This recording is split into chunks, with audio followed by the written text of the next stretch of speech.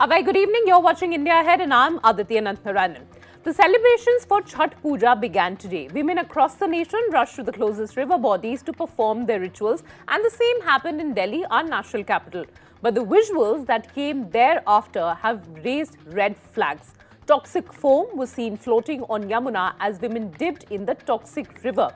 The hazardous foam seen floating on Yamuna River was caused due to increased ammonia levels and high phosphate content, a result of industrial pollutant discharge into our rivers. Now, water supply in several parts of the national capital was also disrupted on Sunday due to an increase in the level of ammonia and pollution in Yamuna River, and this as per the statement that was put out by Delhi Jal Board. Now, also recently, the National Green Tribunal dismissed a plea filed by North Delhi Municipal Corporation, also known as NDMC, to summon violators who refused to pay a fine of 5,000 rupees for dumping their waste and garbage in Yamuna. And the entity made it very clear that NDMC could not shift its responsibility and obligation to any other body or authority. Now, even as citizens are battling the toxic fumes and froth from the holy river, Delhi NCR still continues to choke due to the rising air pollution. The air quality index stood at severe category in the national capital for 4th day straight, with many people complaining of breathlessness and even itchy eyes. So bring in Mr. K. Siddhartha.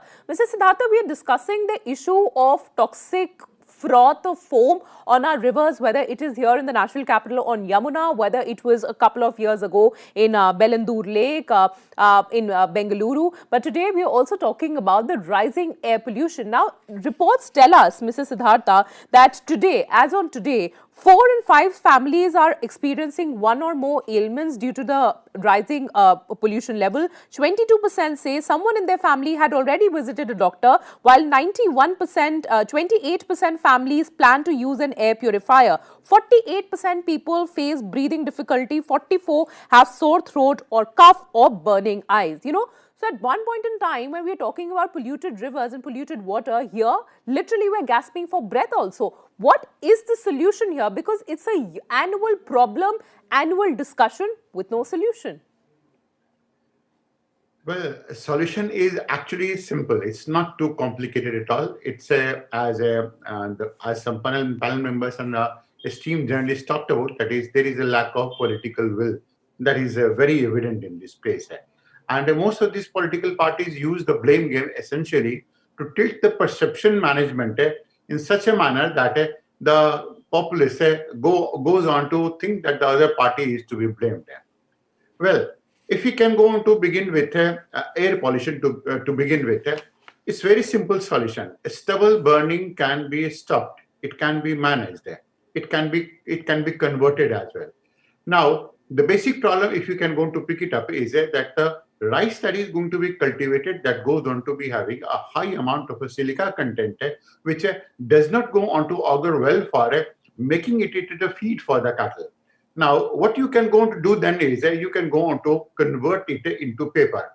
Now, I have been talking about the same issue for the last 6-7 years, and this solution, a simple solution, does not go on to take itself a bit forward at all. That's number one. Second is the farmers can be compensated in a variety of ways and in more than one way, so that they don't go for a stubble burning also. Okay. Now, there is a third part as well. That is, if you can go on to transport it also, there can be mechanism with the help of balers, which you can go to convert it, and then you can go to transport it, and then you can go to process it. That is also going to be very simple. Stubble burning will be a problem largely because we have undergone some amount of a cropping pattern change. And if this is a problem, then you can always going to have a price preference for this type of a crop, which is who is going to be cultivating these crops and who is not going to be. But then it will be mired under some amount of a political controversy, because the moment you go for a cropping pattern change, it's a very, very simple solution.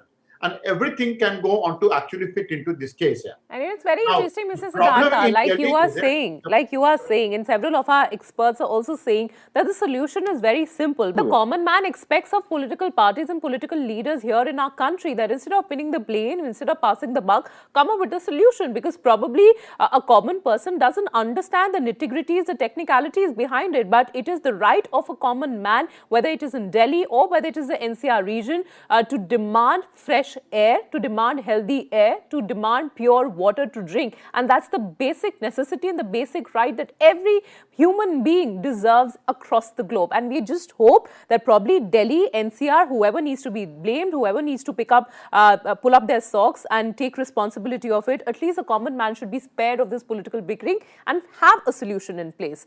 We're running out of time here, but it was quite an enlightening discussion.